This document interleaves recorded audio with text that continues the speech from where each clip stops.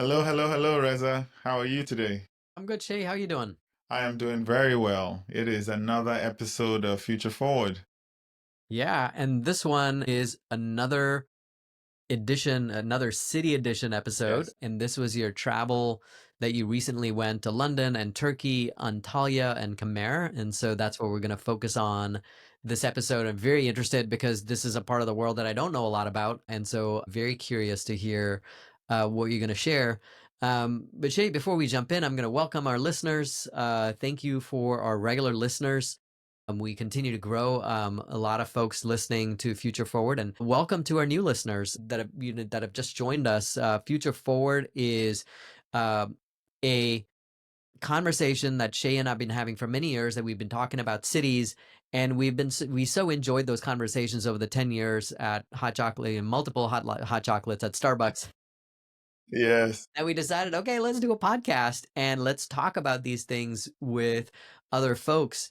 And really, this is driven by curiosity. We pick a topic and we do a deep dive on that particular topic. In this case, this is a city, and we always start with the history to ground us in where things came from. We talk about the present, and then we provide some strategic foresight into the future, and all of it through the lens of our 21 laws of cities. So we bring that up, and this has been, these 21 laws, Shay, has really helped us as we've traveled to bring this unique perspective to viewing the cities that we travel to. And so the city edition is a continuation of that exploration of how do the cities that we actually visit and experience doing with these laws that we've come up with.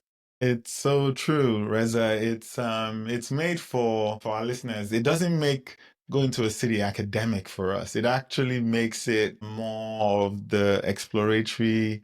What are we curious about in this city that we're in right now? And even in conversations with friends, as I go to these cities, it enriches the conversation. I don't outright tell them the laws, but it's always somewhere at the back of my mind as I experience a city. So yeah, it was evident when we were in Turkey, two cities, adjoining cities really, adjoined cities, Antalya, which is the biggest city, and Kemer, which is a small town that honestly you don't know when you've entered it coming from Antalya. And I will say that similar to you, Reza, it was a part of the world I had never been. Was super excited to visit with some friends, very good friends, a few weeks ago. We spent just about a week there, and it was fantastic in just the how organic the whole place still felt, even as it was becoming more modern. So I'll start from the historical context here. And the history of Antalya, these two cities trace their roots back to ancient times. Antalya was founded and it was known as Atalia around 150 BC, and it was by King Attalos II of Pergamon, and it became an important Roman city, interestingly, and later a Byzantine stronghold. Was known for its port, bustling port, and significant historical architecture, including Hadrian's Gate. And Hadrian's Gate, for those who don't know, I had to find out myself as well, is this historic triumphal arch located in Antalya, and it was built to commemorate a Roman emperor. We've talked about this before, Reza.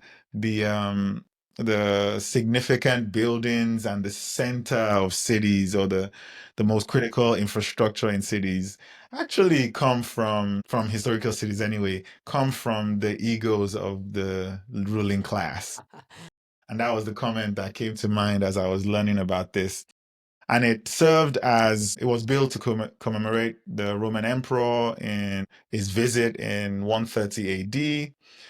And it served as the eastern entrance to the old town of Kalichi. I hope I'm pronouncing that correctly.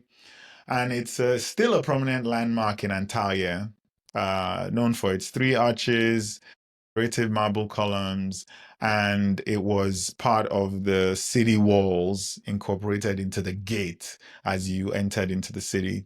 And Kemer, which was the smaller town slash city right by Antalya, used to be known as Idiros, and it holds traces of Lycian and Roman civilizations as well, with also being a coastal settlement, and it was significant in its long-standing importance as a coastal settlement as well, as close as it was to Antalya.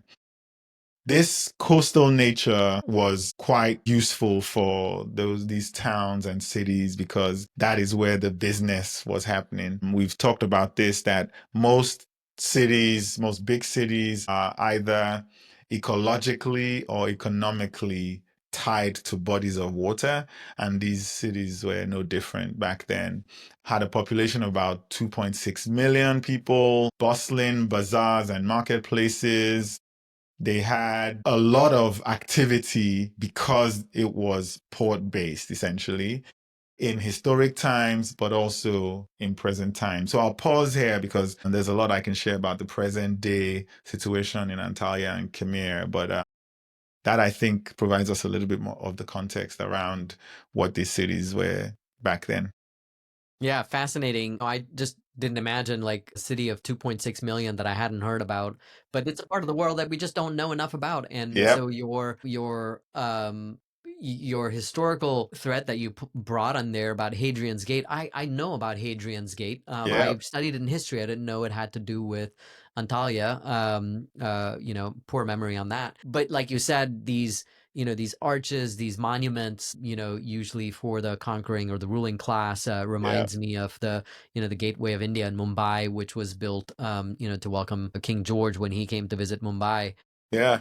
But yeah, it's fascinating. I can't wait for you to keep going on this, Shay, because I'm curious how this such a historical city, Roman, Byzantine, like what's happening in today? What's going on there today? Yeah, so before I dive into some of the real facts, I'll add to that yes, I hadn't visited before, and consequently, the experience of the locals mirrored mine in that I was as much a novelty as an American who grew up in Nigeria as they were novelties to me because Turkey is close to Syria, close to Germany, and those two countries couldn't be any more different, but they border Turkey on either side. And so where we stayed, they had tourists from Russia, from Germany, from Syria, and it was just such and a lot of tourists from the UK and the western part of Europe as well. But again, we don't know much about this place that is, for all intents and purposes, such a critical part of everything that's going on in Europe and the Middle East. It's a secular country, but it's almost, and this I learned from conversations with the locals, it's about 50% Christian, 50% Muslim.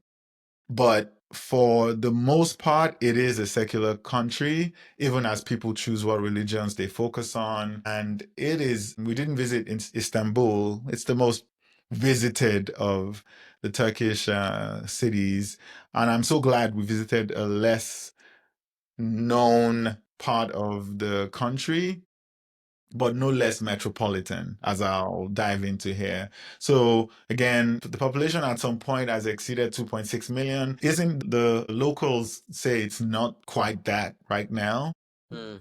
They didn't really dive into any reasoning why, but at some point, yes, it has exceeded 2.6 million. A lot of marketplaces, a lot of activity everywhere. There, we went around the city, and you can get on a tour boat to see around the city, around the coast, to then experience the city. And it felt very much like many hubs in the city. So it just felt like ongoing activity throughout the city for different reasons. And 15 million tourists visit Antalya yearly, which is Wow, crazy. that's a lot. Which is crazy. It's a lot. A lot from Europe, a lot of people in Europe. And I guess it goes back to this conversation you and I have, Reza, about a slight insularity Mm, of being in America. mhm.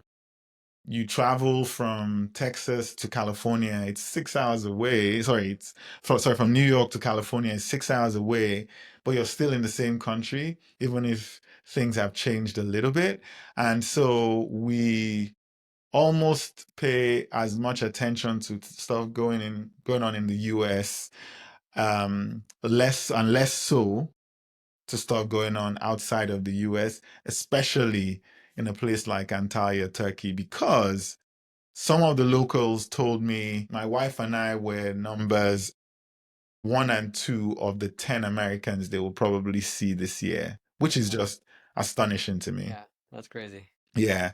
And so it's a lot of vibrant local economy. Kemer used to be a fishing village, but it's now a very tourist friendly. Most of the resorts are in Kemer Mm, because it's not quite in the middle of the bustle and hustle of Antalya itself.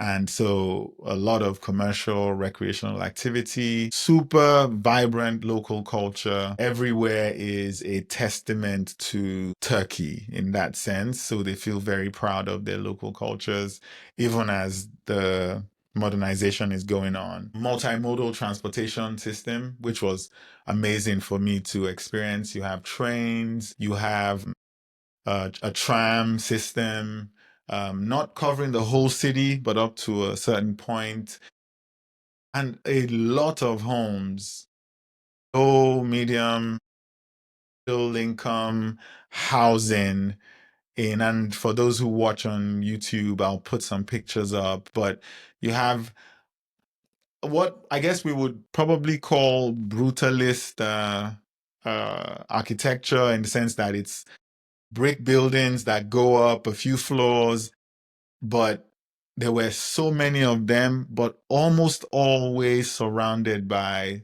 some parks and green spaces for people to experience just within view. And I think one of the pictures I'll share shows some of these multi-unit buildings. And you come out of your balcony, and what you're looking at is a mountain with greenery going up the side of the mountain. And at that point, you can't be too upset at your dwelling space, honestly, because you see nature very clearly. Um, there's a huge, huge focus and emphasis on sustainability with, again, I mentioned the multimodal transport network that allows people, if you have cars, you can drive, you can get on the train. I saw a bunch of people cycling because similar to what Letitia told us on the show about, I'm forgetting the city she mentioned, you have buildings, then walking spaces in some situations, then a bike, then car, then train in the middle of the car lanes, and then the reverse of what I just shared on the other side of the tracks of the train going in the opposite direction. So you had pockets of that in the city yeah. as well, which made for just a more human centric experience walking in the city. And I'll just reel off a few things that were quite evident in Antalya and Khmer today. Almost every home or every building had solar heating. It was fantastic to see. There is a lot of mixed use planning of the building. So you had retail, community spaces, entertainment, all in the same building. The ground floor of the buildings would have shops, going back to Jane Jacobs's Yeah. eye on the street idea. Yes. So I'll pause there because it was both economically and ecologically just felt very right. And Yeah. they seem to have been intentional about it. Yeah, Shay, this was so interesting as you're recapping. I'm thinking back on all the pictures you were sending me and the Yeah. comments that were going back and forth. And Yeah. we did go back and forth on like the solar water heating. We did Yeah. talk about, the mixed use planned developments, Yep. the housing, which was basic but done in a way to be good, well built for the community over there, the green spaces. It was so interesting to see as you sort of went through the city, your experience just through those pictures, and you've described it so well over here. So I'm curious at like other stories that you came across that Enrich the yeah, enriched experience. your experience. So I want to hear a Yeah. little bit about that. Yeah, I'll share two quick stories. One about the last episode we talked about eating out, restaurants. And one of the stories I heard while I was there was about a place called Ali's Cafe, which is in Khmer, local cafe. I have a picture. It's not Ali's Cafe, but you can get a sense for what I'm talking about. And it's over 30 years old, and it has navigated all of the economic downturns, but it's still there. And COVID, which we mentioned in the last episode on eating out, was a huge sort of shock. But Ali's Cafe survived by doing some digital marketing, which is pretty epic, local deliveries and outdoor seating, and the community in Khmer, similar to the examples we gave of trying to make sure the business stayed alive during COVID, people were eating out, even as they could cook themselves. They would go to Ali's Cafe to eat and commune, even in the wild and crazy times that we were experiencing during COVID. And so that was a refreshing story. And this story was actually shared by NG, who was one of the store owners that we visited with. We walked around and we'd stop to chat. Not a lot of them could speak English, but NG could, and it made for a delightful experience in his store. I'll find a picture and share of NG's store. It was packed to the brim. It was packed, exactly. It was packed to the brim, but he was such a warm and engaging guy that even as it felt like he was trying to sell us stuff, we actually didn't mind. He shared the story of having opened the store a long time ago as well, and not being of means or anything because his wife is a teacher. She teaches special ed in one of the local schools there. And his daughter, I believe 4 years old, 4 years old, she goes to the same school. So they reduce the cost of living because as a teacher, the wife gets free education for her daughter. And NG was one of the people who said he hadn't met too many Americans and wondered why. I had questions about how different American cities are from Khmer and Antalya. He sees it on TV, which interestingly, there were very few screens around. I almost forgot to mention this. Not many people were buried in their phones. It was so refreshing to experience. We walked into restaurants, and people weren't on their phones. They were having conversations, Yeah. Reza. Yeah. And I think part of it is just to reference NG again. There was a desire to have a conversation, Mm. especially I'd say in our case, they don't see many Americans, so they're curious about Americans. And we were curious about them because I'd never been to that part of the world before, but I saw a lot of things that, again, through the lens of the 21 laws, made it very refreshing to experience a place where it feels like there's a lot of intentionality about the community and the building and upgrading of the city to serve the people. Yeah.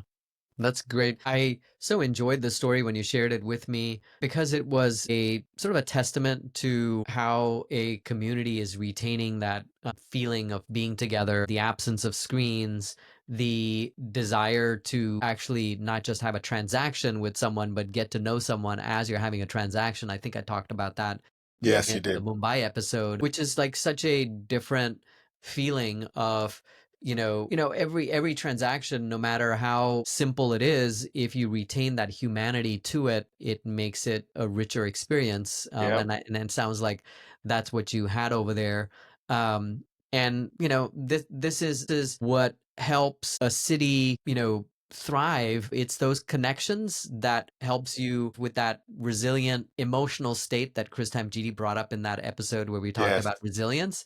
Yes. When you have those meaningful connections, you have this better feeling, and you reduce your stress, and you have a better life as a citizen. So I think Yeah. that's just a fantastic example of what those types of cities that inspire that, or citizens that do that, what the result could be?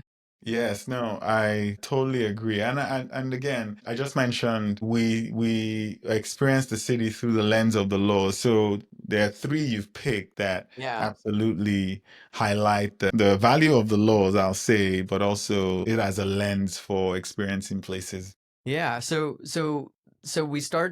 I picked law number 9, which is urban greening enhances resilience. And you talked about, both Antalya and Kemer used natural landscapes, greenery to increase the resilience, that climate challenges bring us. They're preserving their biodiversity in that area. They're improving citizens' health and quality of life, by being able to have these green spaces around them. And this law, number 9, comes from the research by Wolk and others in 2014 that reviewed the multiple benefits of urban greening for sustainability and public health. So that's the first one. Then the next one is law number 10, where we posit the sustainable transportation improves livability. And so what you saw in Antalya and Khmer is these eco-friendly transport infrastructures. Antalya, you mentioned, had a tram. Khmer had these pedestrian-friendly roads.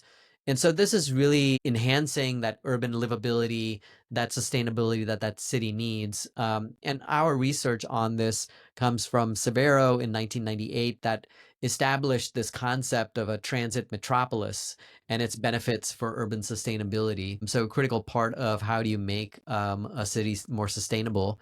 And then the last one that I picked over here, Shay, is number 5, which is mixed land use enhances urban vitality. I think we talked about this a lot. You brought up a lot of great examples of how that integrated planning in both the cities promotes that economic and social vibrancy through the diverse and accessible communal spaces. Ali's Cafe, G's Shop, and all of this comes from one of our favorite researchers, one of our favorite authors, Jane Jacobs, in 1961, that highlighted the importance of mixed-use neighborhoods for urban vitality. And that's from her seminal work, The Death and Life of Great American Cities. The eyes on the street, we've talked about it multiple times on episodes, but I remember seeing your photographs as like one of the first exchanges that we had on text, was just seeing, the shops and the ground Yeah. floor, the different spaces. There was a pharmacy there. There was another sort of community space in another area, like all of that in this area that you can see sort of creates that vibrancy for that street life that you look for in a city. Yeah, your comment was this is built for human scale. I Yeah. think that was Okay. Thank it you. was such Thank a you very much. Yeah. good sort of summation of what you Yes. were seeing in the picture and what we were experiencing. You were at human scale, and it felt like in the ancient times when there were no cars, they tried to maintain that livability for people, even Yes. as modern transportation and cars have come in. And it was human skill without a doubt. Yeah. Yeah. So Shade, let's talk about the future. I mean, we don't know much about We this don't. city. So what are your thoughts? Like, what do you think Yeah. the future will So bring? it's such an interesting one. We do these strategic foresights with a view based on knowing some things and then seeing some gaps.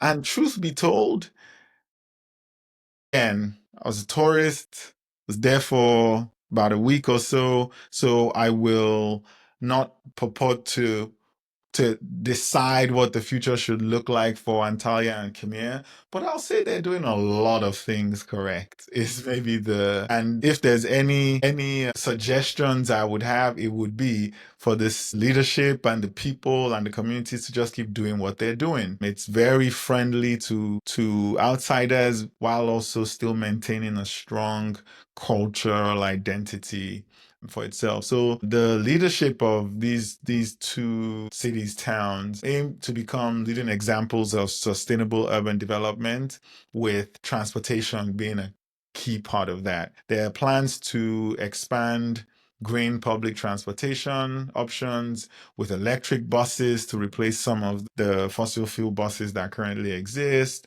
some autonomous vehicles, with the idea being for people to spend less time in traffic.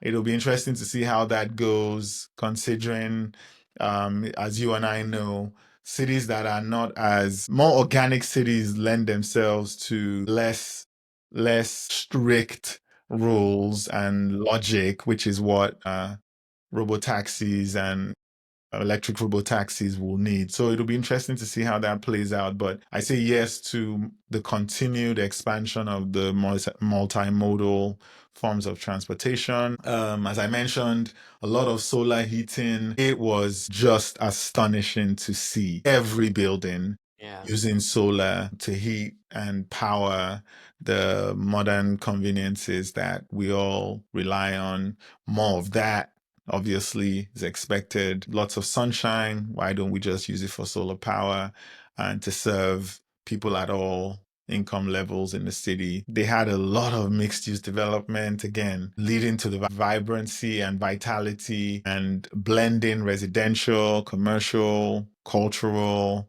recreational. I was walking down the street and behind one of the ATM, standalone ATM, was a park, small park with a swing, and then right behind it was this VR experience center, and there was a kid sitting on not the swing but the park bench, and the mom was walking past, and I just thought, more, please, more, and more of that is sort of what is proposed for these towns. And I'll wrap up by saying just this deep community orientation is going to be, I hope, a critical future part of the future of Antalya and Kemer, even as they open up to tourism, just holding on to what makes the place what it is, and as it modernizes, retains its culture as well.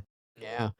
I love how you took a trip to a part of the world that you didn't know a lot about, but you captured so much of what was good about it. And in this strategic foresight section, just saying, hey, more of this is going to be beneficial. So I really love how you captured all of that and sort of where these things can continue to help that community thrive and continue to make it a vibrant place that it is. I mean, I think after listening to this episode, I'm probably not the only one that's listening that say, "Oh man, I'd love to go to this place and experience it as well."